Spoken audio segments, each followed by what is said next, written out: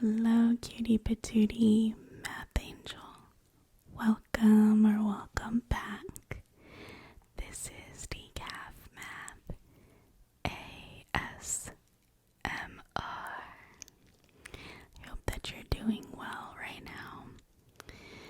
Today I am going to work through an example of finding a Riemann sum. In particular, the left Riemann sum. And we're going to use that to approximate this definite integral right here. The integral of the square root of 16 minus x squared with respect to x from 0 to 4. And we'll go over what all of this means here in a bit. But this is actually quite a tedious exercise, which I thought would be perfect for an ASMR video, at least a nice extra relaxing and sleepy video. But I also think that it's pretty cool. So if you happen to be learning this or reviewing it or are interested, then I do hope that this is a nice little way to have fun and relax and enjoy. And I hope that this encourages you if, like I said, if you are learning this stuff. So usually this is from a first calculus class, but depending on your curriculum, could be Calc 1, Calc 2, just depends on the breakdown. But typically in calculus, you first learn about the derivative, and then you move on to the integral. So this is an approximation method. Usually it kind of is a precursor to the integral portion, because it kind of starts to build some intuition behind what the integral really is all about. So just sit back, relax. If you get sleepy and just want to zone out, that is perfectly okay. This video will be here for you, so you can always pause and come back another time if you want to pay attention. Or you can just, whatever blesses you. I just hope that this is here however you want or need. And I do hope that you can catch a tingle or two along the way as well. So let's get started with the whole setup. So the way that I'm going to go over this exercise is I'm going to break it down bit by bit. So there might be a little bit of algebra review and geometry review as well, because I'm just going to say whatever comes to mind. So I don't really have anything planned out, but I like to let things build on itself just for the sake of repetition. So maybe there's something for our algebra and geometry friends as well, but I hope that this isn't going to be a formal lecture or anything, and I just hope that it supplements any other resources you might have.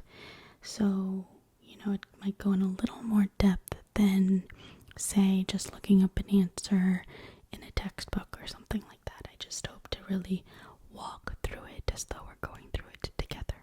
So other than that, that's just typically my style of explaining things, so I imagine that's what's going to end up happening.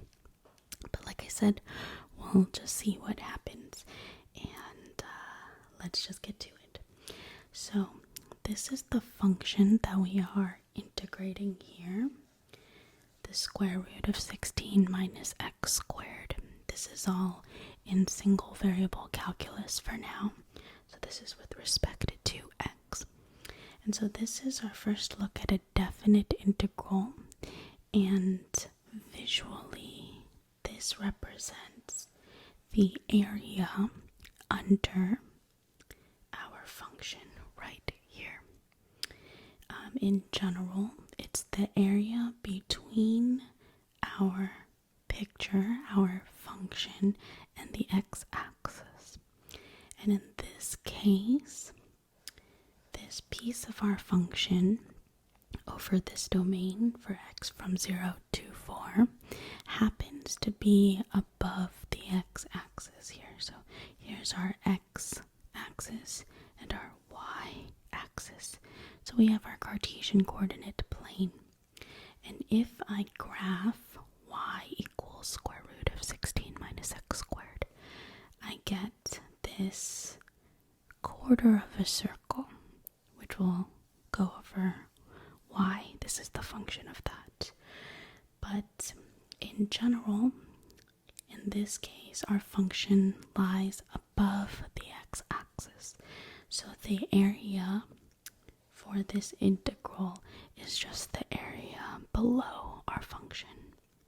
But if for some reason this function, the graph of it dips below the x-axis over whatever domain we're looking at, that portion would have a negative value. So that's how we interpret a definite integral. It's the area between our function and the x-axis. So if it's above, it's going to have a positive integral, and if it's below, it's going to have a negative integral. And that'll depend on our domain or our bounds here. So sometimes you'll have to break the definite integral into two sections. So that's pretty much the visual representation for now, but we're going to go over why this is actually that area. But for now, the reason I want to mention this interpretation is because for this quarter of a circle, if I just told you this is the function here to represent this quarter of a circle from 0 to 4, you actually could calculate that exact area using geometry. So we can actually use geometry in this case to get the exact value of this integral, which means we don't need to use our left hand Riemann sum as an approximation. So I picked this one because we can actually compare our results and chat about it. So let's just start with the geometry review then. So if this is the area of a quarter of a circle and the circle has a radius of 4, then what is the area of that quarter piece? I'll let you think on that if you feel like it. But before we do that, let's look at how we drew this. So this is where a little bit of algebra comes in. Remember that functions are basically with this input and output relationship. I'm going to give you a value for x, so that's my input. And with this, I do this calculation, that value of x squared, then I do 16 minus x squared, then I take the square root. That would give me a corresponding y value. So f of x is y on our xy plane. And so what we do is we pair together our x and our y pairs, and that would be a point, x comma y.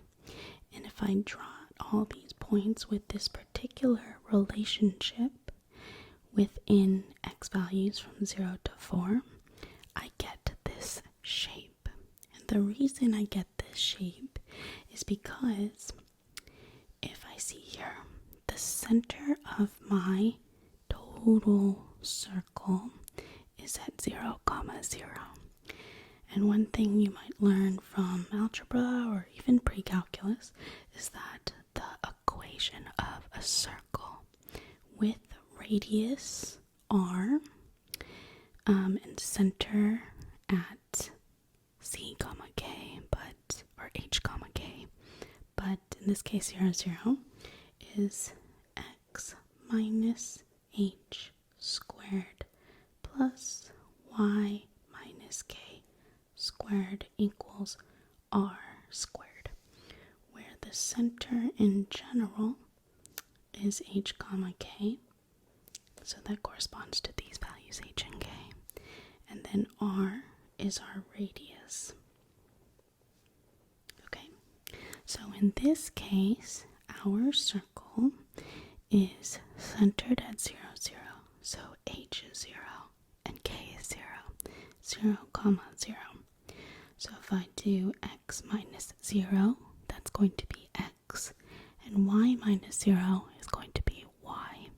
So I have x squared plus y squared, and then r is 4. That's the radius of this particular quarter of a circle.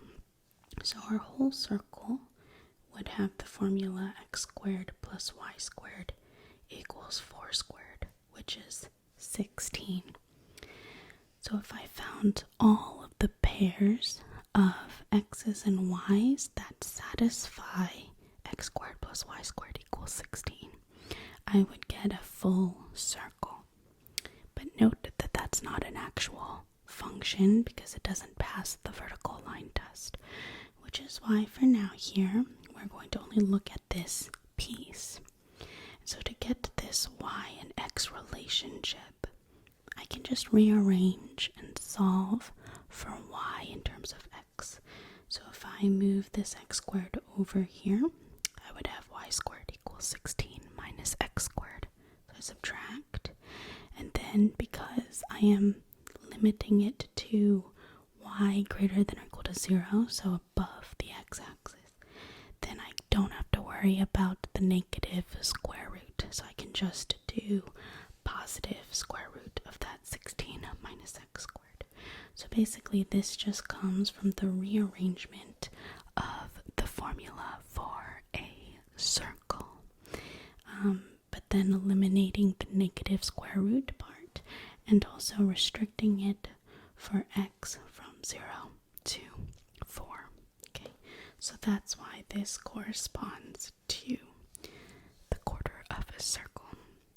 So if you are a little more ahead than this part, if you're learning about calculating integrals, before necessarily jumping into other tips and tools that you might know, such as trig substitution, you could do some trig substitution here to calculate this integral. But if you can recognize this as a formula of a circle, that might help you in solving this particular type of integral. So for our geometry friends, just to remind you why this is a quarter of a circle and how circles work, I basically took my compass here and I placed the center part right at 0, 0, right there. And I measure this distance of 4 here, and without changing that distance, I just sweep it all the way around here to the top. So you can see that there's 4 right there vertically as well when it hits the y-axis. Then we sweep it down. And so that traces out a quarter of a circle. So if I were to go all the way around, it would go off the page. But if I were to go all the way around, every single point that I trace out is going to be a distance of 4 to the center, which is exactly what a circle is. The set of all the points that are equidistant to the center. And in this case, 4, because I didn't change this distance at all. So if this is 4, this is 4, 4, 4, 4, 4, 4, all the way around. But like we said, we're just doing this quarter of a circle here. So if this is then the area, and that's the 2-dimensional case here, but we can actually extrapolate this to a 3-dimensional case. If this is the area of this quarter of a circle, then the exact area would be pi r squared, which is the area of a whole circle, but then times 1/4, since we're doing just a quarter of it. So 1/4 times pi times, and in this case our r is 4. So 4 squared, like so, like so. So then we have 1/4 times pi times 16, or if you're fond of cross-canceling, you would just have 4 pi. So this is our actual exact answer for this integral, which represents the area under our particular curve and above the x-axis from 0 to 4. And this value is approximately, just for comparison's sake, 4 pi is 12.566. I'll just round it to that. That's good enough. Okay. So, what the left Riemann sum does is we approximate this area using the area of rectangles, which is much easier to work with because we know the area of rectangles. So it's all about breaking this down and getting an approximate value for this. And why do we want to do that? Well, a lot of times our function isn't so pretty. It's not something that we necessarily recognize the shape of. It could go shoop, shoop, shoop, shoop, shoop, whoop, whoop, whoop, depending on whatever our function is. In this case, it is a quarter of a circle, but most of the time it's not quite so geometric. So in that case, we kind of need to work on a little bit more calculus. So that's what we're doing here. So even though in this particular case we do have a nice pretty function, for the sake of comparison, most of the time this function isn't necessarily going to take on a shape that you know. So we can kind of use this general idea to kind of motivate what we're doing when we get into integrals. So what is our strategy here for this approximation? So basically, like I said, in this particular approximation method for Riemann sums, we're using rectangles. And in this case, we're going to use n equals 8, so 8 rectangles. And in particular, the rectangles are going to have, so let me backtrack for a second. The area of a rectangle is nice and easy to work with. Area of rectangle. Because for any rectangle, the area is length times width. Length times width, or length times width. In this case, I'm going to write it as width times height because it's more clear that way here. So I'm going to write width times height. Width times height. Width times height. So each rectangle here has a width and a height. Okay, so our general strategy is to break down our entire interval, in this case from 0 to 4, down into 8 sub-intervals. And in this case, all of the widths are going to have exactly the same value. So we're going to break this 0 to 4 interval into equally sized widths, which we can calculate. And then for the heights, we are going to determine how we're going to figure out the value of the height. Okay, so let's start with width first. So the width of each rectangle here, you can see I wrote down 0, 1, 2, 3, 4. And if I'm going to break this down into 8 rectangles or 8 sub-intervals, then I basically do 4 minus 0 over 8. If I had other values like from a to b, I would just do b minus a over n, if you've seen this main formula before. So in this case we would have 4 over 8, which is 1/2, 0.5. Right, so I did this kind of ahead of time to sketch out a nice pretty tick mark system or axis here. So this 0.5 would mean that this value here is 0.5. So we start with 0, 0.51, 1.52, 2.53, 3.54. So it works out nicely there. And so this width would correspond to delta x, which is the change in x. So each rectangle here, or in other words, each subinterval of 0 to 4 is going to have this distance or this width, okay?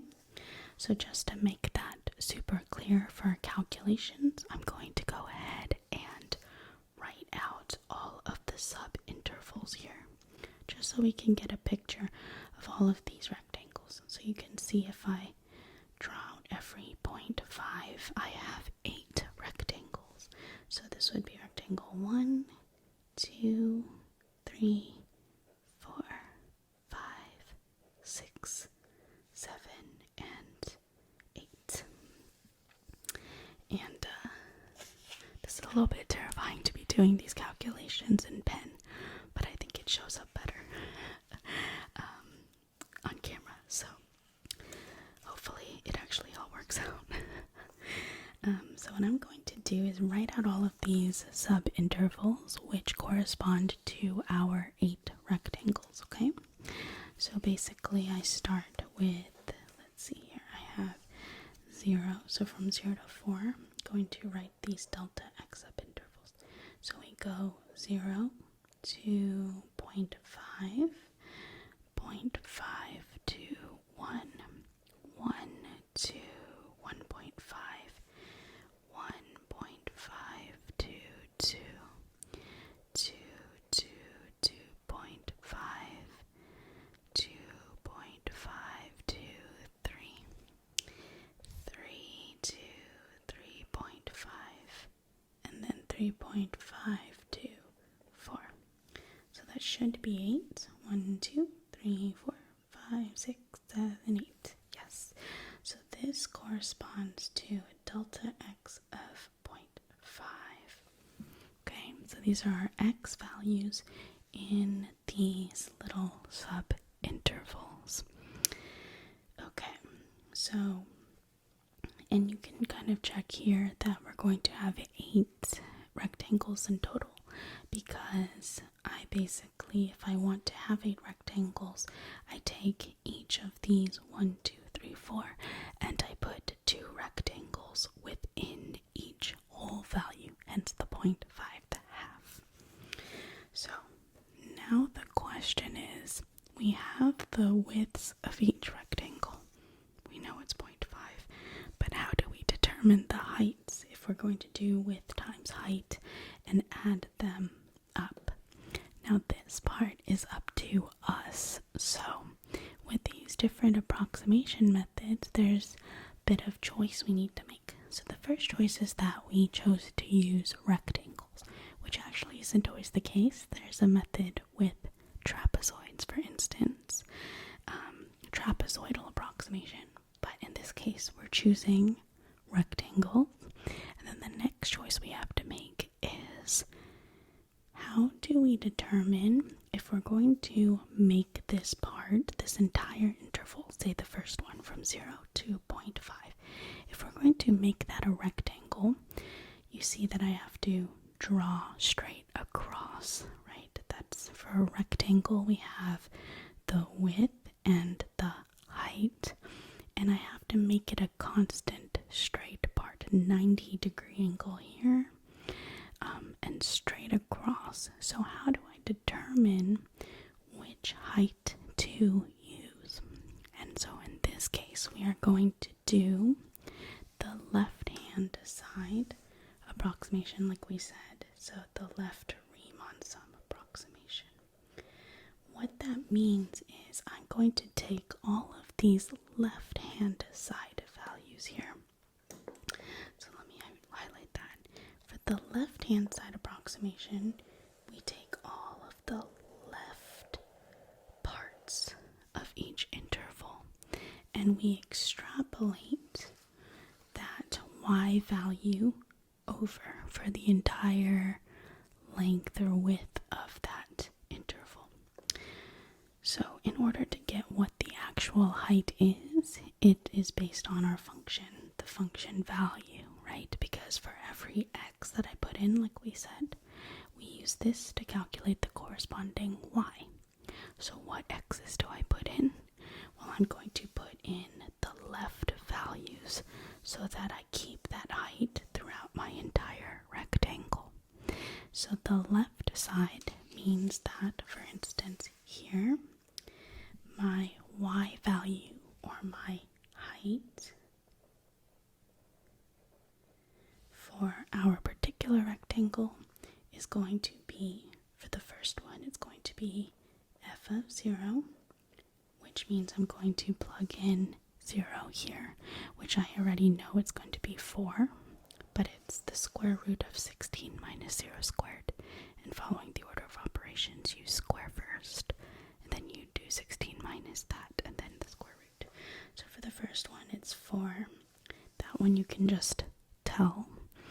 But for the next one, you would do f of 0.5, the left side value, and extrapolate that to be the height of our entire second rectangle.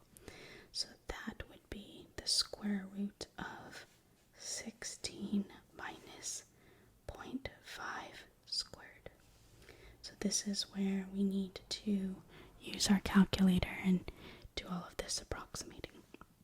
The next rectangle would have height f of 1 taking on the left side. So as you can see here, for the third rectangle, I find what f of 1 is, and I use that for the entire height of our rectangle. So that'd be f of 1, which is the square root of 16 minus 1 squared.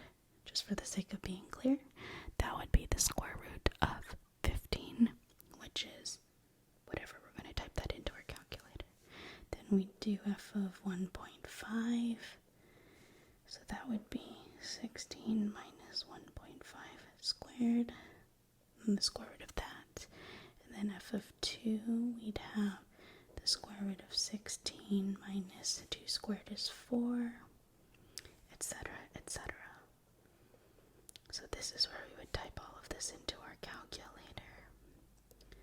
Okay, so we're going to get all of these values, and I'm going to put them together for some nice little calculator sounds maybe, but that's the general idea.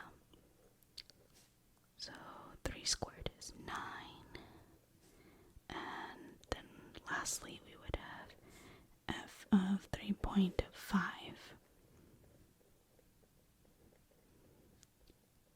Okay, so you can see here that our very last rectangle, our 8th one, is actually extending this 3.5 here, and then we don't go any further.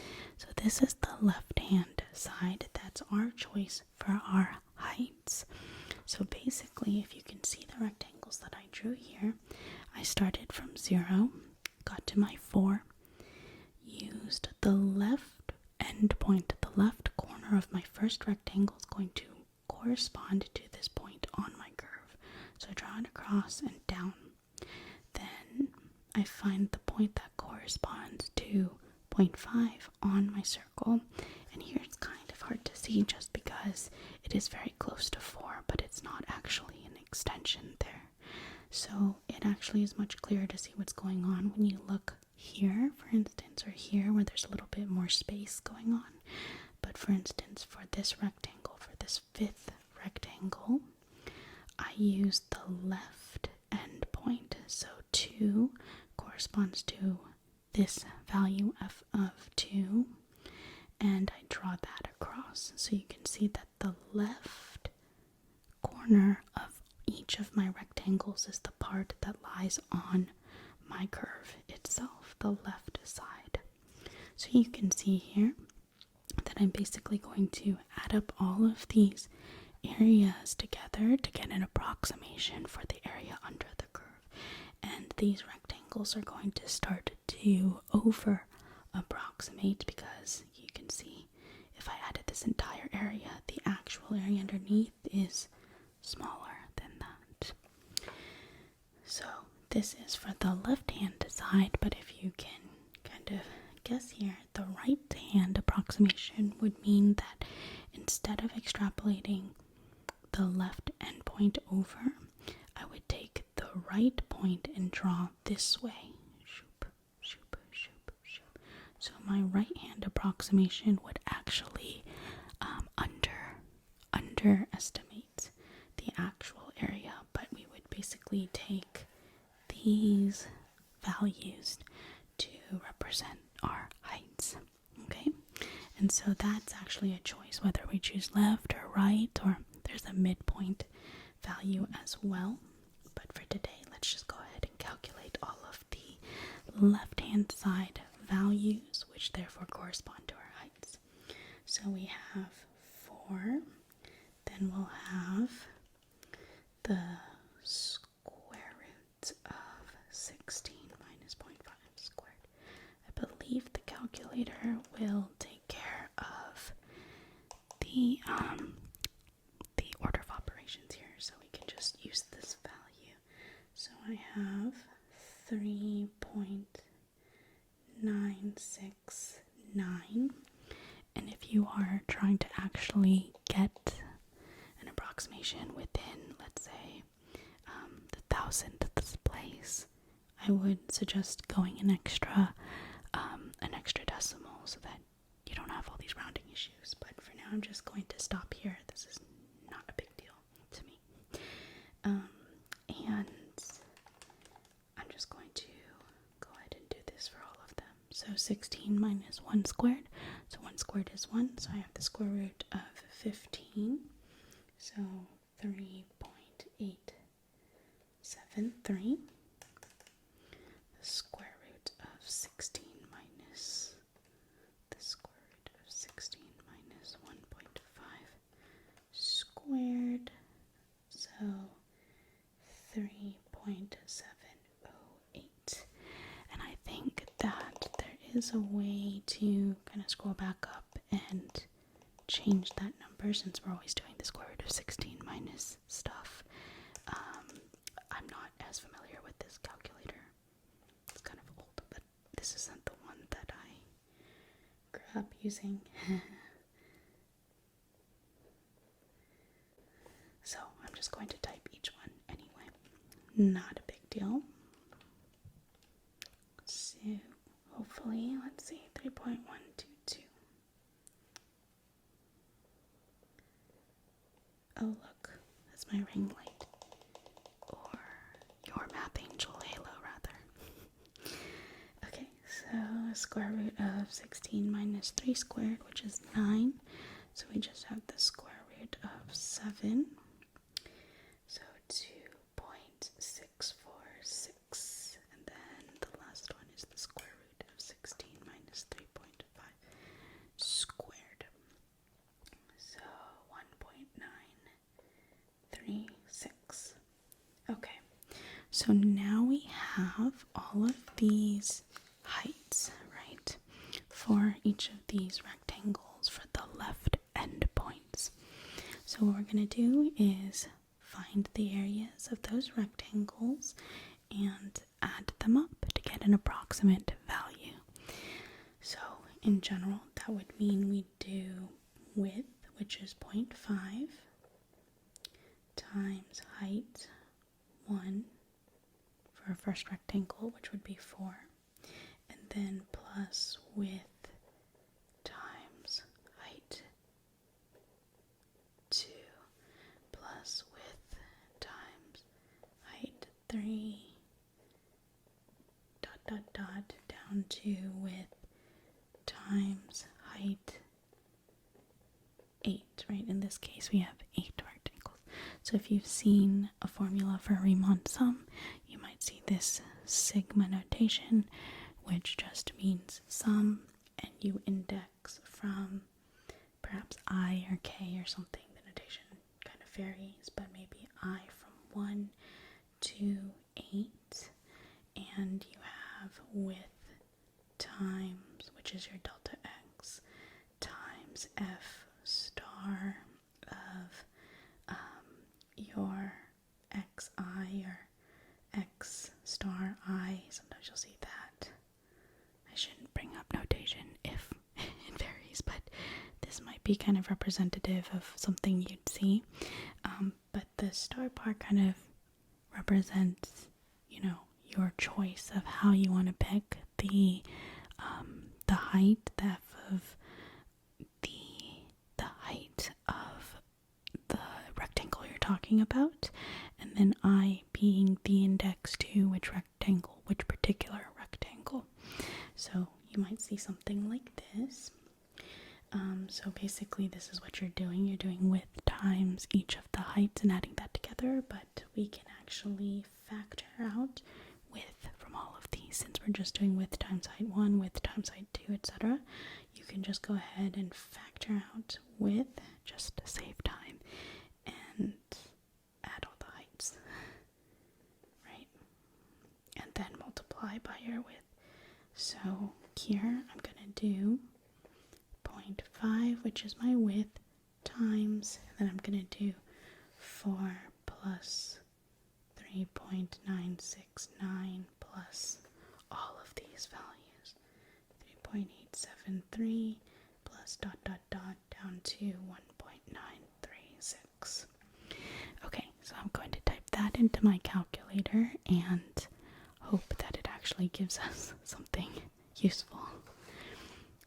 But again, if you do have an exact value, if you manage to get something geometric like this quarter of a circle, that's kind of the nice part about recognizing the shape, because if you get something like 42, you're probably a bit off.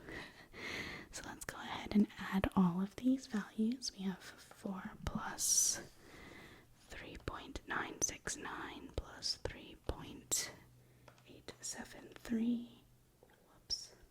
4 plus 3.969 plus 3.873 plus 3.708 plus 3.464 plus 3.122 plus 2.646 plus 1.936.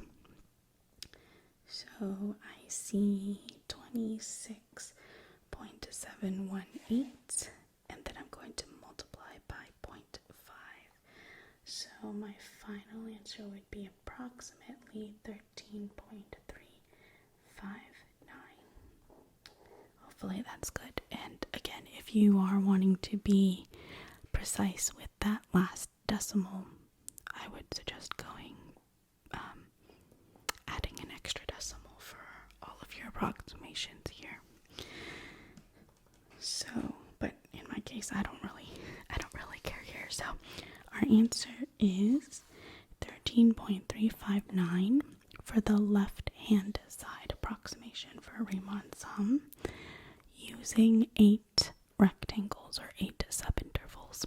And if I compare that to the actual value, 12.566, that's actually not too bad, right? That's not too bad at all. So you could try this exercise if you feel like it.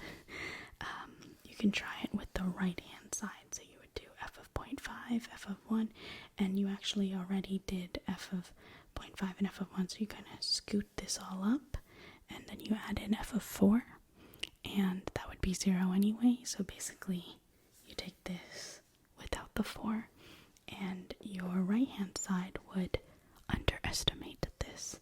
So you kind of have a range for what the actual integral equals in general, but again here we can do it geometrically.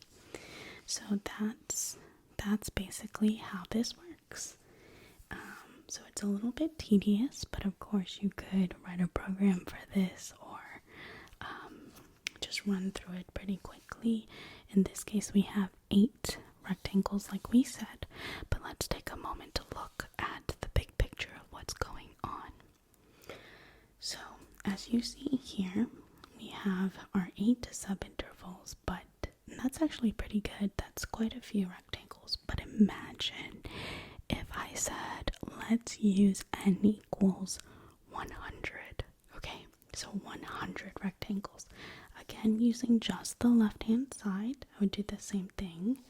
My width would be, in this case, it would be 4 over 100, which would be 0.04. So each width of my rectangles would be 0.04. And so then my first rectangle would have a height of 4 again, but then my next one would have a height of f of 0.04, right? So I can't even draw it because that would be so small here. You wouldn't even be able to see it. But even so, we'd have lots and lots of rectangles here. And so that would be a bit more accurate. So the more rectangles we have, the more accurate it will be, the closer our total area would be to the actual one. Now, imagine then if I said, let's use infinitely many rectangles, which we're going to say the limit as n approaches infinity. Or in other words, the more rectangles we have from 0 to 4, the width would approach 0. So in other words, delta x approaching 0, because there's no such thing as infinity rectangles. We can only just approach a really big number, right? So the width would basically be 0. So basically we'd have, instead of a rectangle, if we take the limit as the width approaches 0, we basically have a line where the height of that rectangle slash line is the exact f of x value. And if we add all of those little lines infinitely many, we actually get the exact area, right?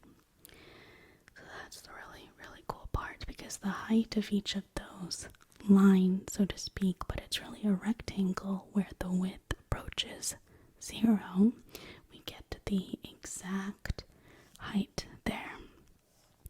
Because each point, like we said before, each point on this curve, on this particular curve, has this relationship. So I can get that exact value for all of those. And there are all these values. So right now we know, f of 0.5, f of 1, f of 1.5. But what if I gave you an x value of, let's say, 0.321847926 or something like that? You'd have to plug this in, get an exact value for there. So my point is that just because we're drawing this curve, there's actually infinitely many points all the way around here. So we can't write that all out, but we can use this idea of a limit. And that is really the heart of calculus, because when I take this limit as n approaches infinity, I get the exact area, which is this integral. So anytime you see this integral, you can think of an infinite sum. And in this case, we are taking limit as n approaches infinity for a Riemann sum to get this nice, smooth integral. So integrals are all about sums and areas under curves or above a curve, but between the x-axis and the curve. So this idea of a limit is usually introduced in pre-calculus, but the heart of calculus is just so cool. The heart of calculus, especially in this first, one-dimensional case first, is this idea of approaching. So when you do derivatives, you start with a secant line, so you have 2 points basically, and you let the limit make the 2 points approach each other, or the distance between the points. You make it approach 0 so that they basically become 1 point, so that you're dealing with the tangent line. In this case, for integrals and for areas, you're basically basically starting with rectangles with the width, and you're letting the limit approach 0 so that you basically get lines in an infinite sum of these rectangle lines, so to speak. So it's so lovely and beautiful and fun here.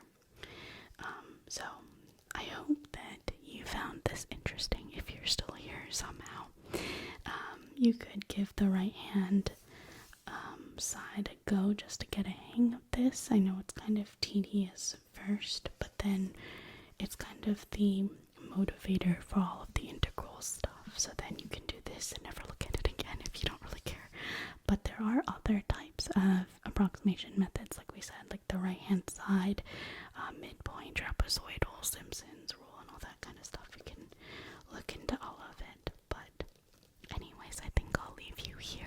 I hope that you enjoyed this little relaxing hangout session.